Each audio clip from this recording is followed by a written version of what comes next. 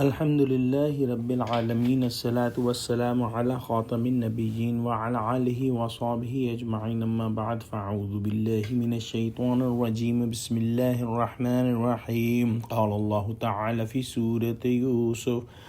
وَلَمَّا فَتَحُوا مَتَاعَهُمْ وَجَدُوا بِضَاعَتَهُمْ رُدَّتْ إِلَيْهِمْ قالوا يا أبانا ما نبغي هذه بضاعتنا ردت إلينا ونمير أهلنا ونحفظ أخانا ونزداد كيل بعير ذلك كيل يسير۔ ترجمہ: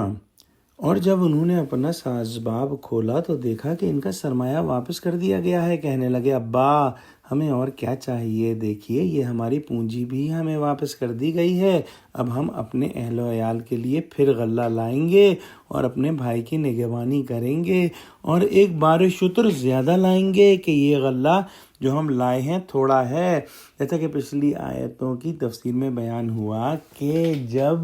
حضرت یوسف علیہ السلام نے اپنے بھائیوں کا غلہ جو ہے وہ اپنے خدام سے پیک کروایا تو ان کو حکم دیا کہ ان کا سرمایہ بھی ان کے سامان کے ساتھ رکھ دو، اور جب وہ واپس آئے اور انہوں نے اپنا سامان کھولا تو ان کو وہ اپنا سرمایہ جو انہوں نے قیمتاً غلے کے بدلے میں دیا تھا واپس پا لیا، اور اس کو